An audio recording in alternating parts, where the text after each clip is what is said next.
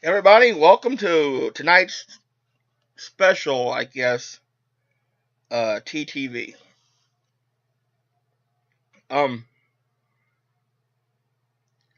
Listen, I'm going to dive into stuff tonight that I have to speak about from my heart. Cause, you know what? First things first. I'm going to take you guys on a little journey. Okay?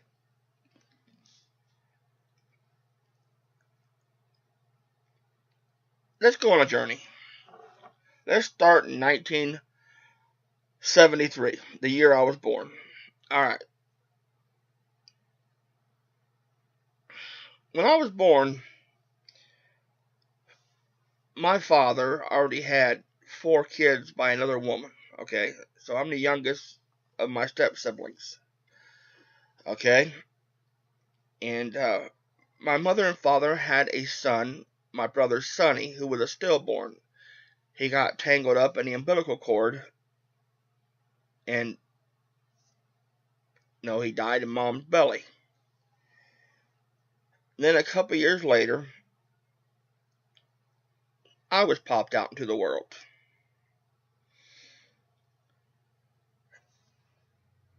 Now,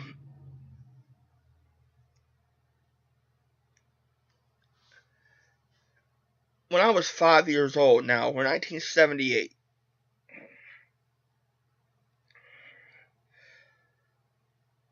I spoke about this before. I had a heavenly experience.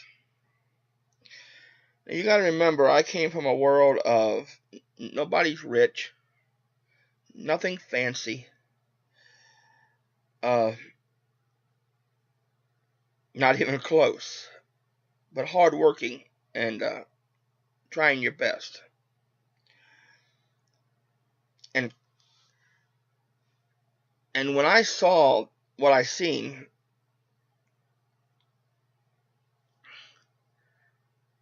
did something to me, and I still feel it at this very moment as I'm speaking to you. It gave me, well, I got to backtrack for just a second here. That same year, no, no, I don't have to backtrack. I'm sorry.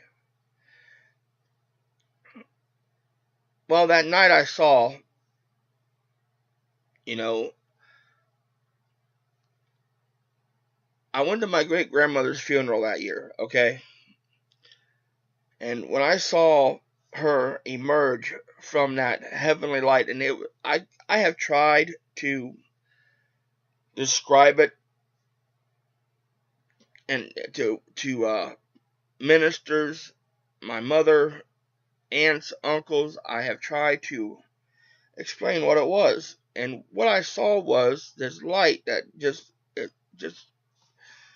it embodied love and wisdom and warmth and comfort. It was just amazing feeling, and I still feel it now. And I think it that being inside me and the smile from my great grandmother as she floated beyond this light, as she was floating, she looked at me and smiled, and I still can see it to this very moment.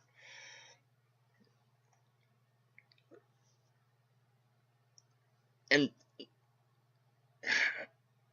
it gave me a lot of wisdom and a lot of heart, because I believe if I hadn't seen that, and I believe it was a miracle,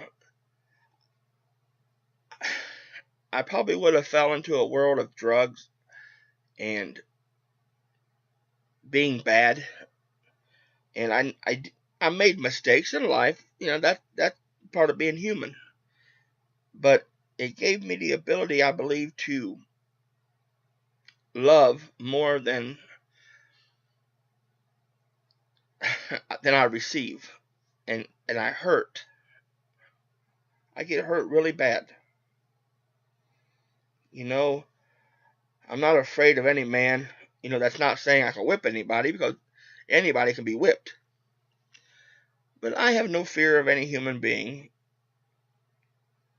And I try my best, and I recognize bad things right away. And the conflict within inside me is I try to fix it, no matter the cost or the hurt to me. And I am always hurt, but at the same time, I'm happy when other people are happy, no matter if it's a cost to me. I also like the simple things. You know, I hate talking money, and I hate talking politics, and I hate talking about a lot of things, but there are certain things that need to be said to move on the conversation. You know,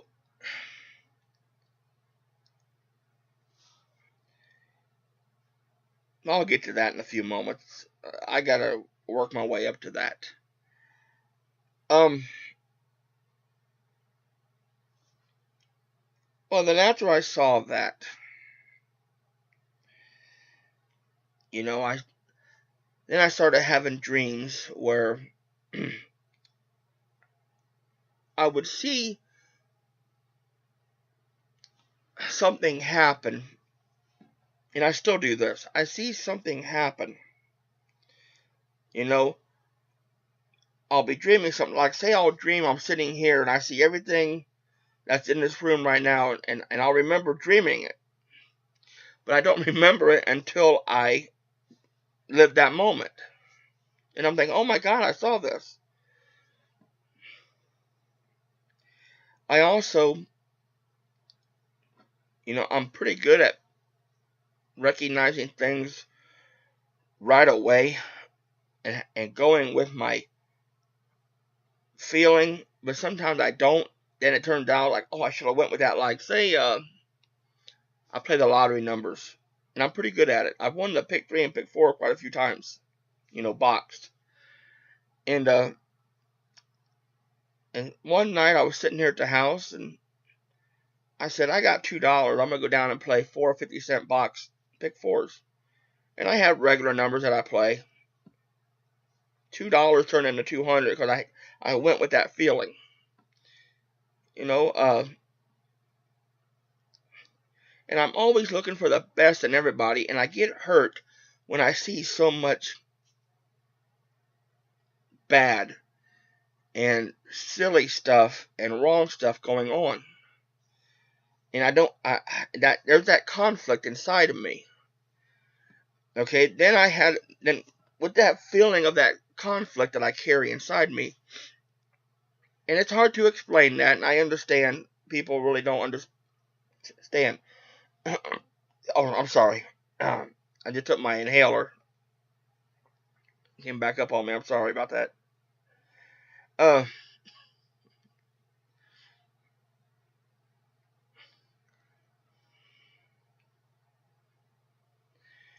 Then I had to deal with an really abusive childhood, with that feeling of love and warmth and understanding inside me. And it was hell. Okay? It was pure hell. And people that I was around didn't help. But you can't escape your family. And some people you went to school with, didn't treat you as good as they should have. And it caused me to miss out on a lot of things. There's a friend of mine on here on Facebook that, hell of a nice guy. I would do anything for this guy. He's a hell of a nice guy. He's a good husband. He's a good father. He's a hell of a nice guy.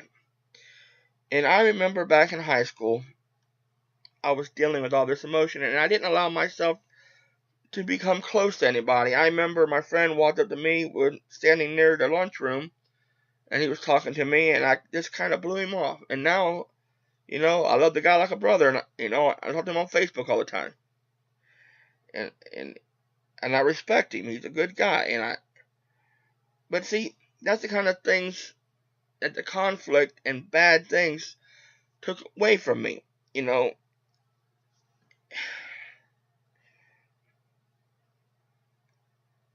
it took making friends that I had to reconnect with,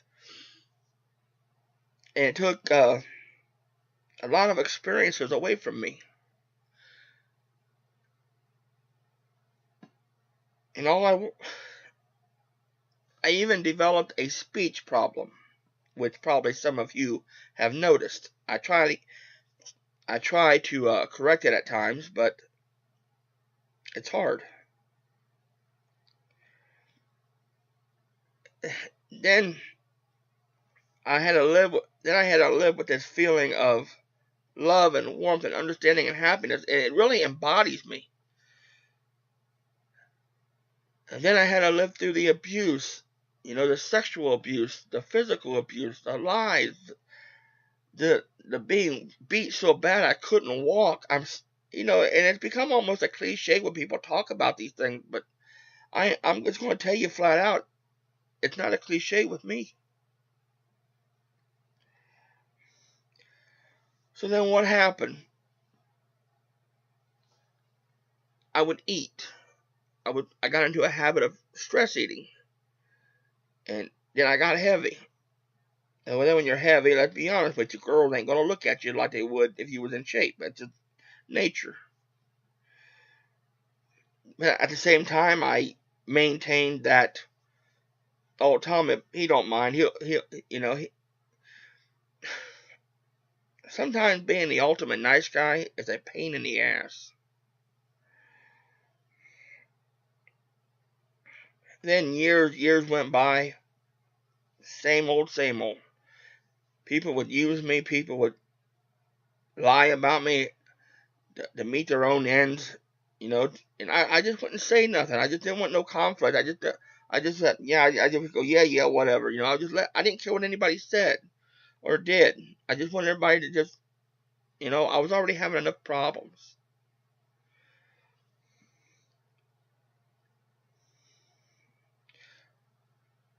So then, while I was in high school, I started earning a little more independence by working at Marsh's in Troy as a bagger, making my own money. Then I started, you know, I guess turning into manhood where I looked a little better. And girls started coming along. And I thought, wow, this is neat. Girls, wow, cool. And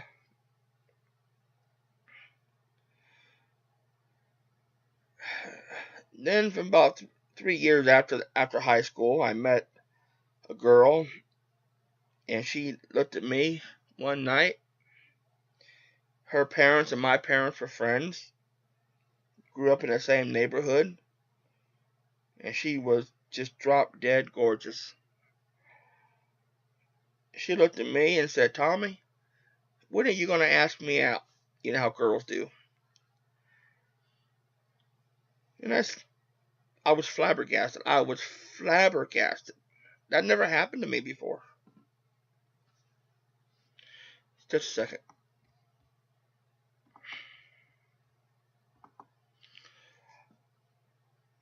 Now, at this time, I was working at Meyer Distribution Center in Tip City. I was making great money. It was 20 years ago, but I was making fantastic money. Uh, I had a sharp gray Beretta car, and here I had this girl who was stunning, but I loved the fact that she and I had a lot in common, and we had a fantastic date. I mean, an honest to God fantastic date. She had chicken and I had steak at Applebee's, and we had a nice conversation. And I went to Kmart that afternoon and bought me all kinds of sharp clothes. I had blue jeans on and a white long sleeve shirt with a blue overshirt. I had a blanket and pillow in the back in the trunk in case anything happened to the car, because you never know. And it was just natural, and just natural. It was just wonderful. We went and played putt putt. I let her beat me. I still have that scorecard in that closet. Uh, she she told me we would go out again, and I finally felt for the first time in my life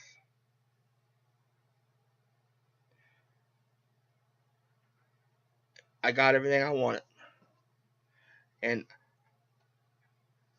I'm gonna have everything I ever dreamed of. When I was locked in a closet, I was alone for days, or while I was in the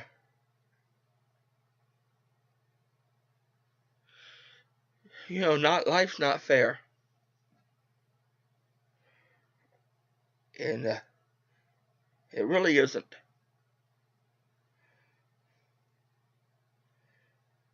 And I was feeling pretty good.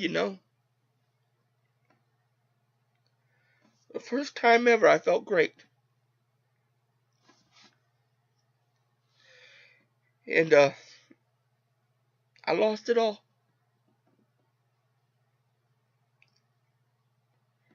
I lost every bit of it and more.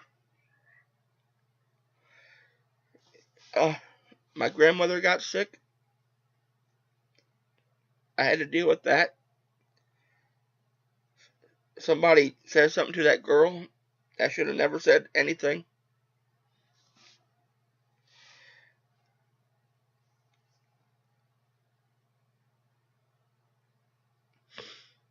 Then I found out my inheritance was stolen. My name was signed forged on a check. I still had to deal with bad people around me that I couldn't escape from. And it consumed me. It consumed me so bad that I just walked in my job at Myers and said, I quit. I quit. I can't. I lost my dream girl. I lost my job. I let my job go.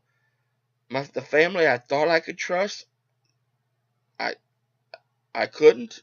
I when somebody forges your name on an insurance check and signs your name to a will, you kind of feel a little resentment because you never done anything to those people, and you never would even concede or considered anything like that.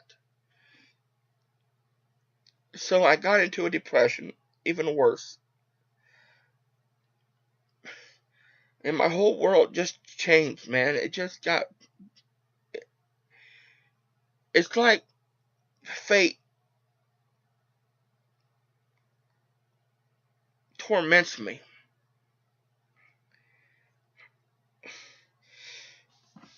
And I started out in pain. It got better. Then I lost it all. And I've been dealing with it ever since. And I'm tired. I'm so, so tired.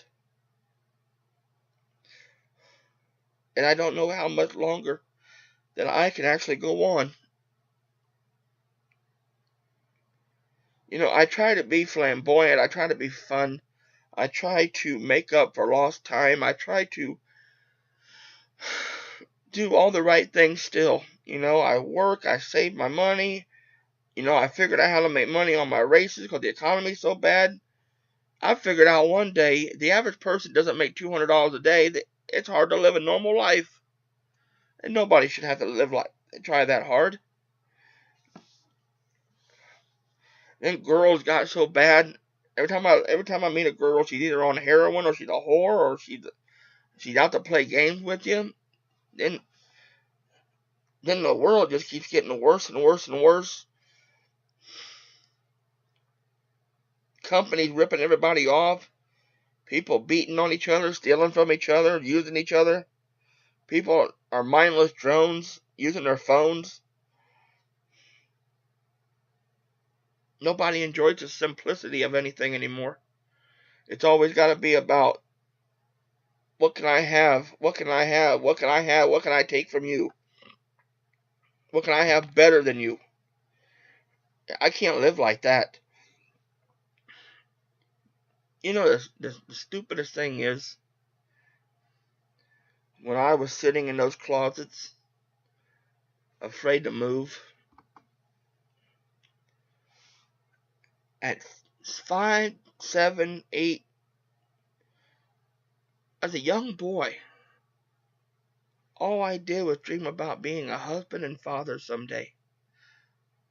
That's, and making a good home. That's all my dream ever was. It wasn't about money. It wasn't about fame. It wasn't about anything but those two things. I sure could not foresee how bad the world would get. And the whole time, I still have that feeling inside me of total want to be the best person I could be and want to help everybody.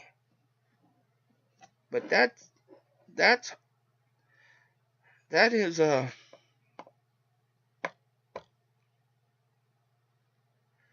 getting too hard on me, folks. It's getting too hard, and I don't know how much longer I can deal with it.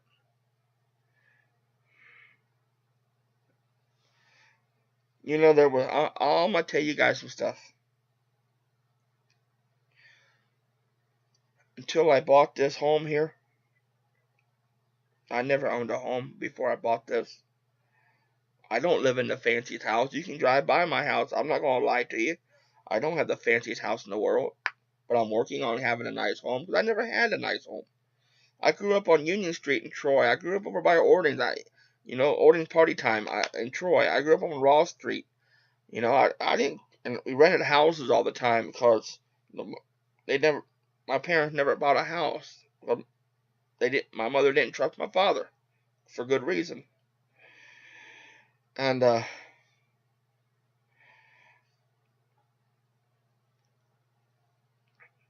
so the last 10 years, I had to deal with a crazy woman I bought this place off of, and I had to go through a lawsuit to get my property deed.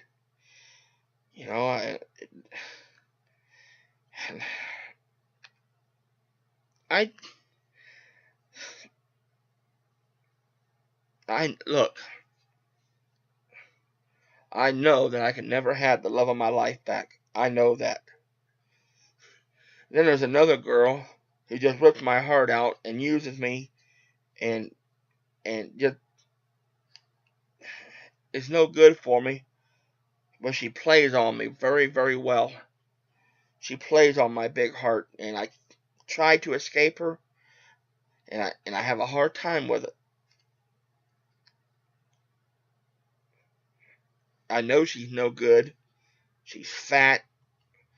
She's a dope head. She just constantly in jail, and she ain't the prettiest thing in the world either. But she plays on me and lies to me so well, and I just can't. I don't have the defense for it. I just don't. People say, "Well, just stop being around." That's easier said than done. And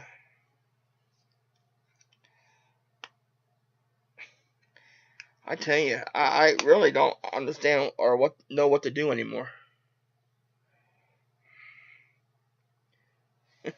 People think money can fix all their problems. People think having fancy stuff will improve their social status.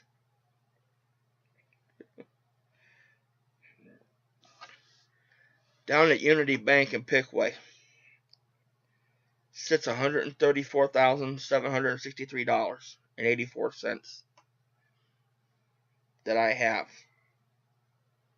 No bullshit. I've won $87,000 on my races. I make nearly $20 working. When I was working full time, 70 hours a week, I was bringing home well over $1,000 a week from work. Now I just bring home 450 or 500, and I only work 35, 40 hours, or 30, 35 hours.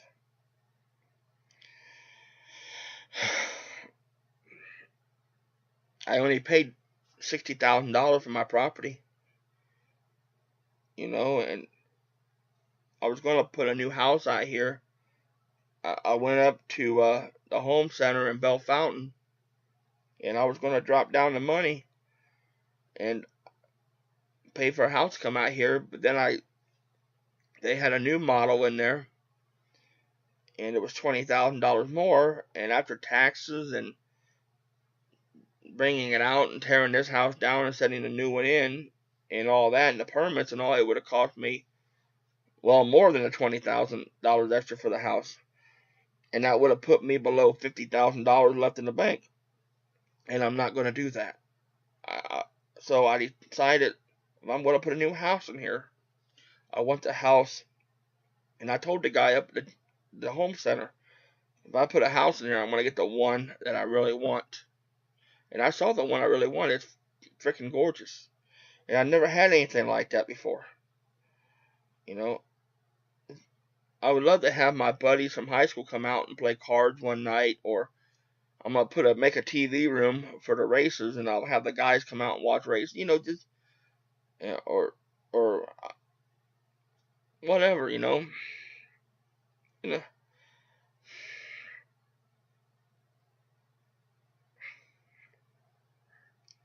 or bring a girl home to a nice home, I couldn't bring a girl out here. I just an old farmhouse, just an old country house, folks. But I don't want to go below $50,000 in the bank, because you just never know what the future brings.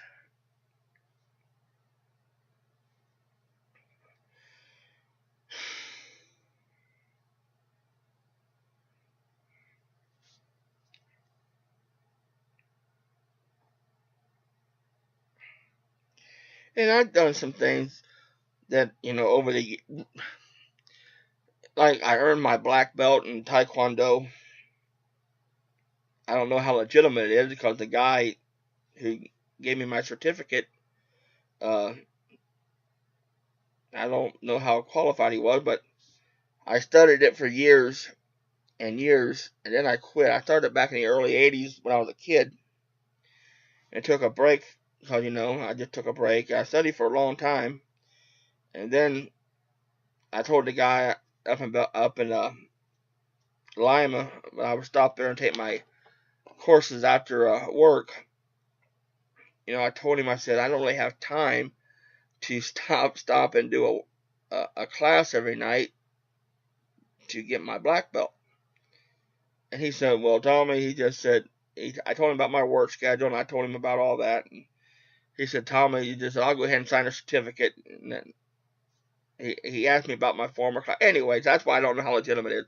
But I did get a certification as a black belt, so I got to get in shape, but so. And besides that, the guy got out of the hospital. I don't think he wanted to deal with too many classes. So he signed my certificate. So, and I took in dance classes at the Y, and I started that because I wanted to try to help my diet. I have lost 3 pounds in the last 2 weeks, so it's something. Um, it's a start.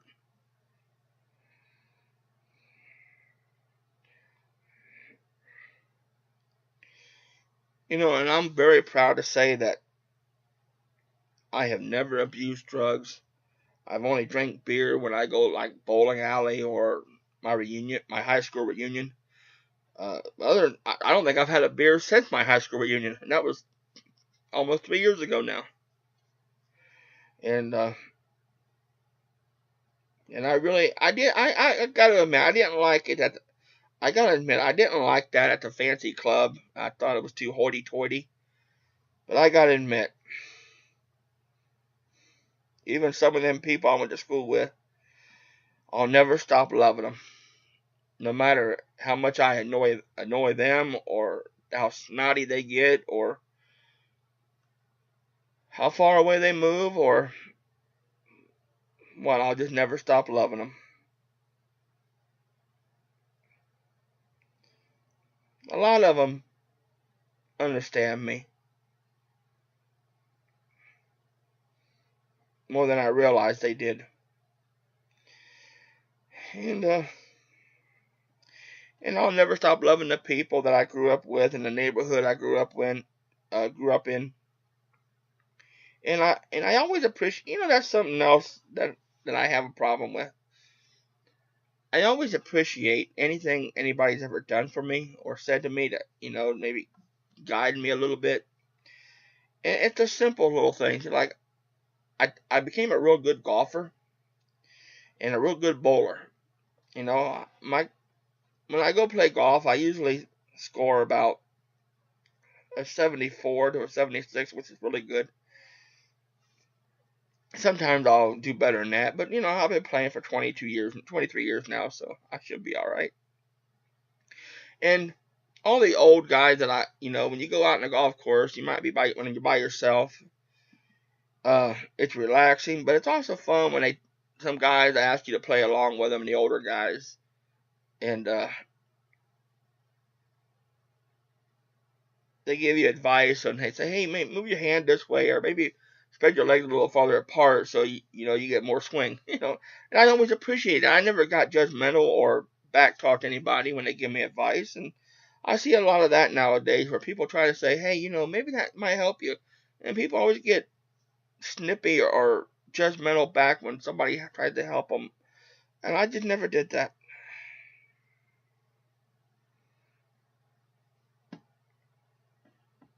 I always appreciated anybody's kind gestures, or advice. I just never was one to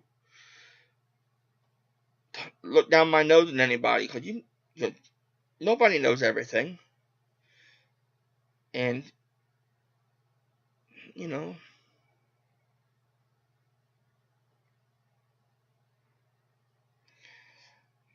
just like when I was bowling up at the Mister, and the best bowling alley in the world is Mister Bowling Alley up in Mister, Ohio. I would highly recommend it. The best bowling alley ever to go to, especially on New Year's Eve. That place is rocking. Uh, it's a beautiful place. It's well done. The guys in there are fantastic, and it's a few miles north of me. In the country, I got to drive a few miles to get anywhere, and I went in there every day. I hadn't bowled in years. Okay, I hadn't bowled in a long time, and I want some of my family members been bowling 300 games. They got 300 rings. I thought, damn it, I want to at least get 200. And I went up there every day and practiced every single day, man. For 4 years ago, I was going there every single day. I got obsessed with it, and then I started bowling a 200 average. My first day, I bowled 200. I jumped on a chair and raised my head. I said, "Yeah!" But I went up there so often, the guys would give me free games. I'd just be practicing, and I always appreciated that. Or the guys, since they was there all the time in the league bowler, they maybe seen something I was doing wrong, like maybe take my hand straight back. I never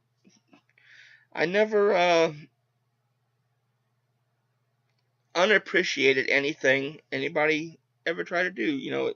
Appreciation and keeping an open heart and living simple and being good.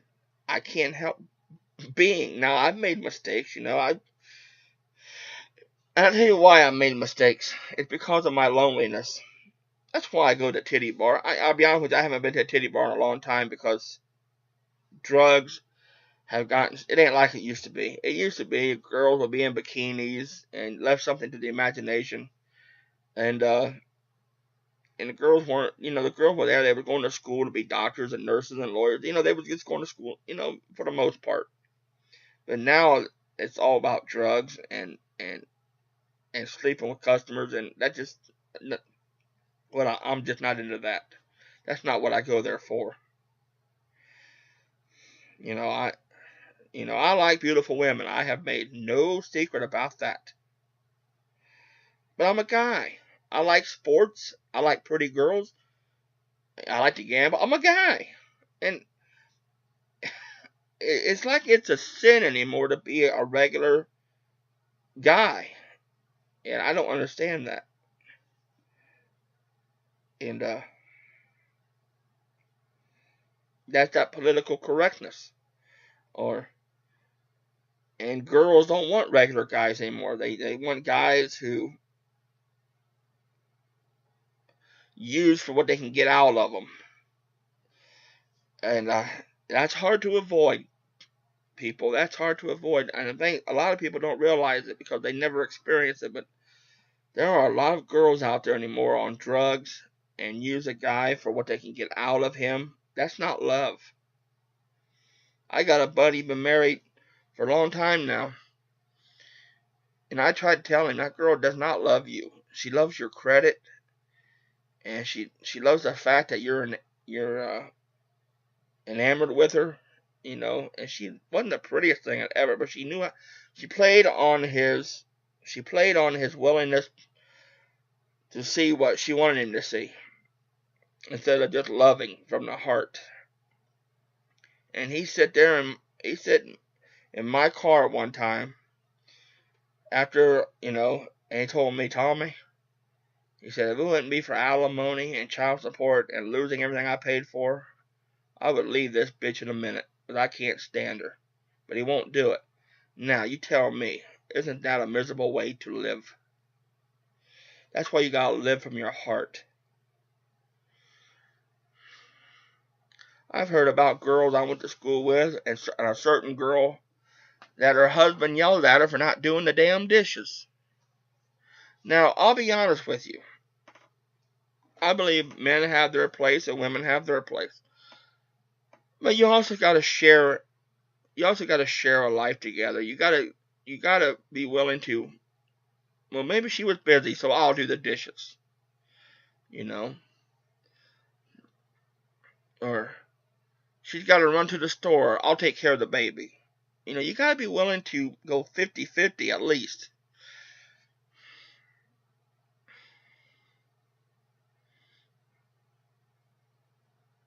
I see so many people playing the system, criminal system, the welfare system, you name it, they play it. And I believe in drug testing for welfare, folks. I just do, because that would put a stop to a lot of, or it maybe not stop it, but it would curve a lot of intentional using of that system.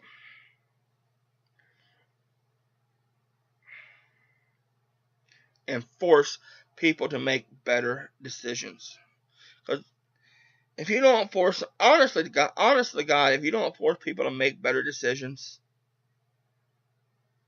in cases like, that, they will go with the easiest, quickest, and worst decision possible if you don't give them an alternative to think, hey, I better not do that.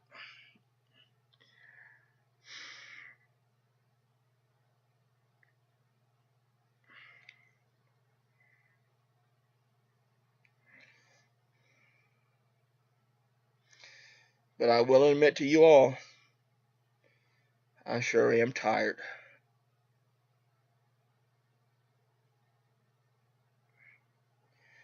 I know I don't have it worse off than some. I never have to worry about being homeless. I never have to worry about being broke.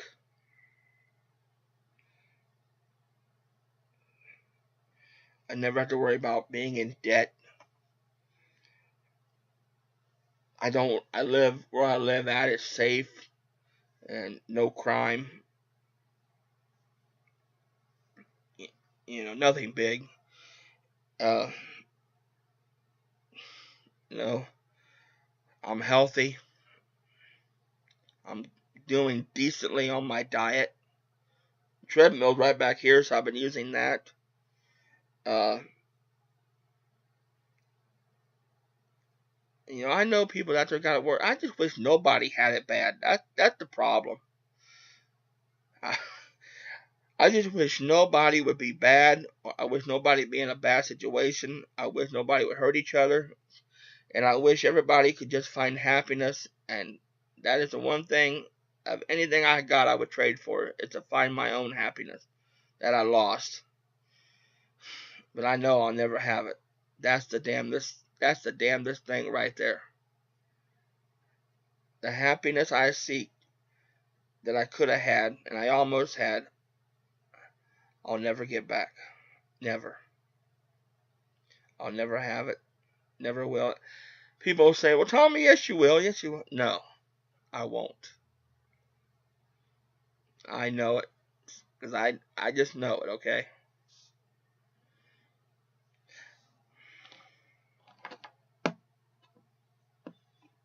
And I accept it. And boy, oh boy, does it really hurt. Because I've never done anything wrong. Ever. I've made mistakes, but I've never done anything wrong. There's a difference.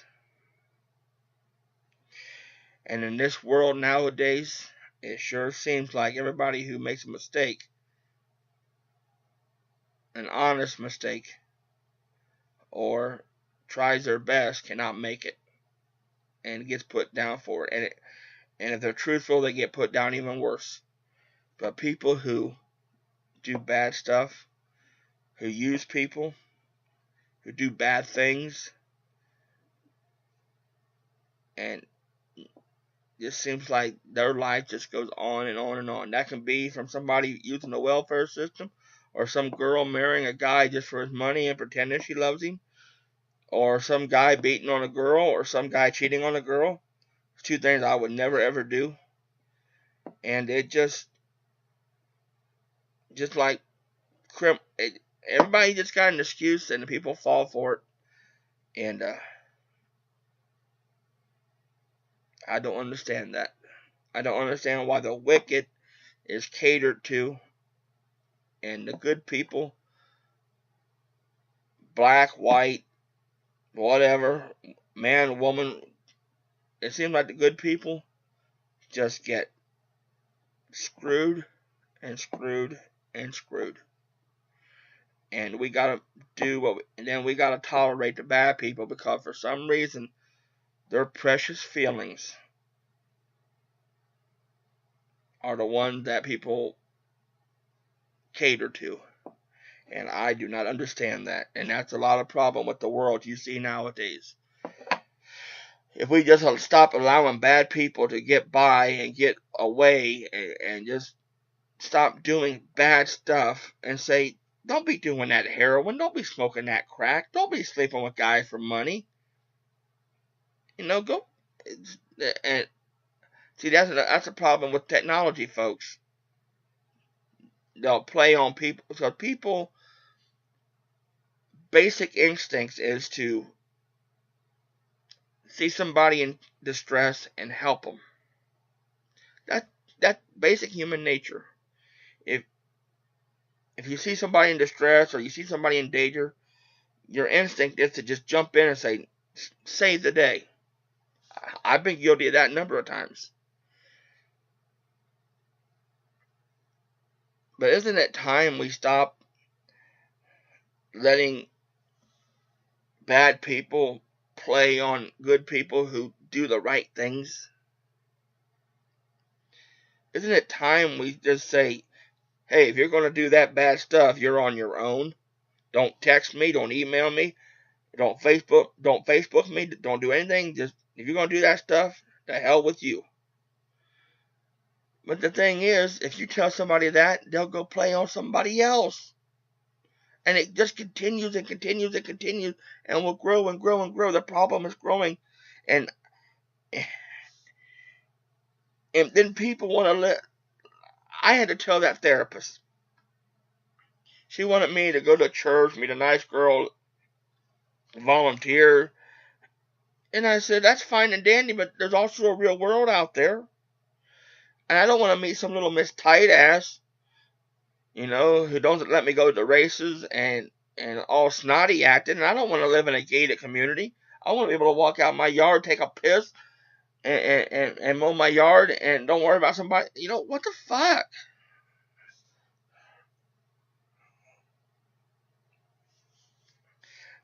There's a real world out there that's just getting torn apart by bad stuff and bad people, and it just gotta stop. It's just gotta stop, folks.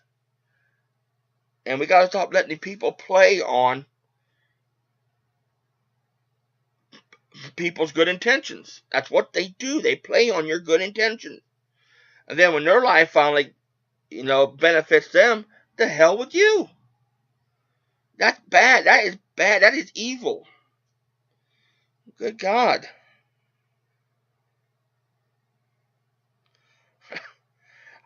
I don't understand it. I just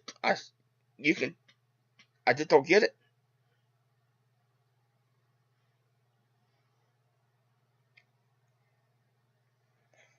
I don't get it. Just like people, they put tattoos and piercings all over their hands and face and arms and legs. And why are you these?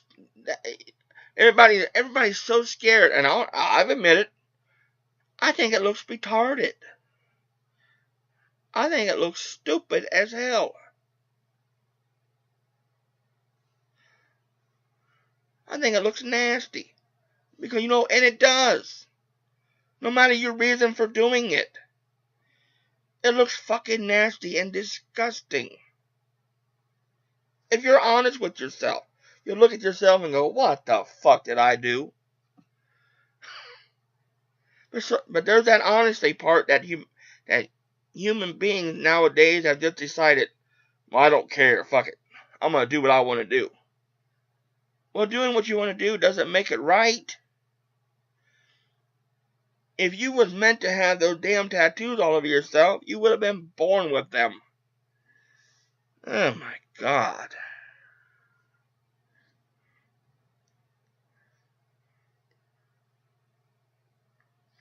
I heard about a guy who had so many tattoos that he couldn't get a job. I mean, he had tattoos everywhere. He got SSI because of that. Supplemental Social Security income. Never worked a day in his life. A drug addict. Tattooed. And because of his stupidity, you and I, as taxpayers, got to pay for his free living. That's wrong.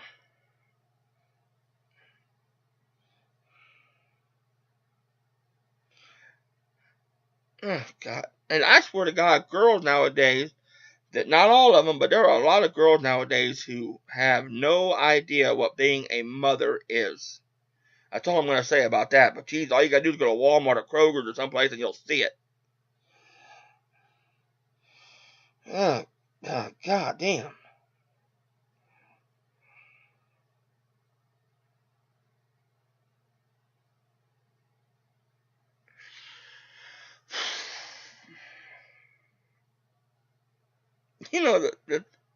The thing is, everything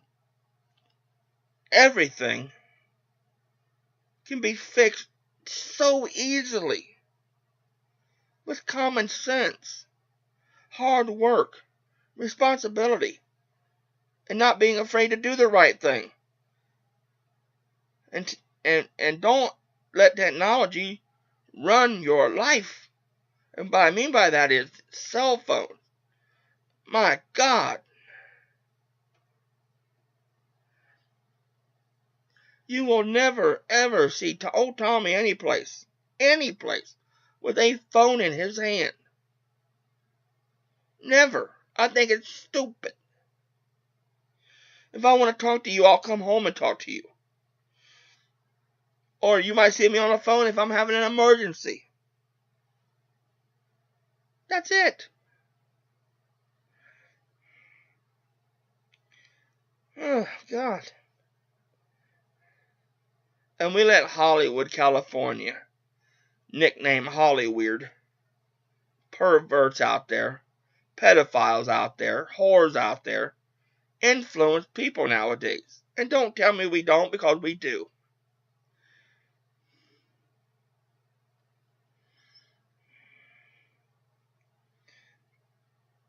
They need to go back to making movies with no cussing in it, no nudity, and actually have good storylines. And good actors. There's no good actors out there anymore. There's none. They're all image makers. That's what they are. There's no good actors out there anymore. And let's not be afraid of the truth of anything. Honest to God, let's just tell the truth about shit. We all know black people are evil criminals for the most part.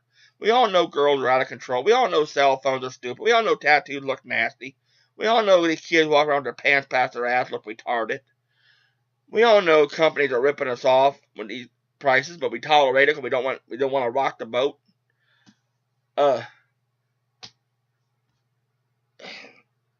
We know we live beyond our means when you're living in a $500,000 house and you're making fucking $300 a week.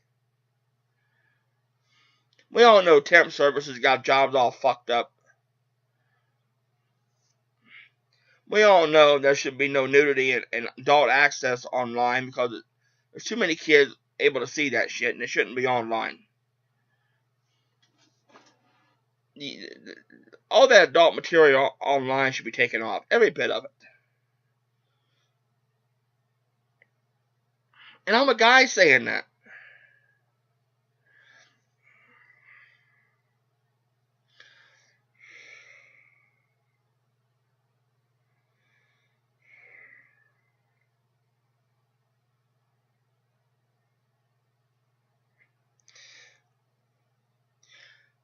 I was standing in my driveway the other night, looking up at the stars. I was looking out across the field, and I kept thinking to myself, how in the world, with all that beauty and peace, there's so much bad and dumb and stupidity in the world? It just amazes me.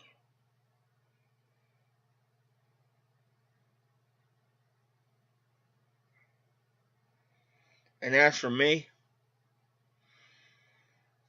all I can do is what I've always done. Don't expect much and just live every day being the nice guy. But I will say this, like I always say, I will catch you all on the flip side of the midnight hour.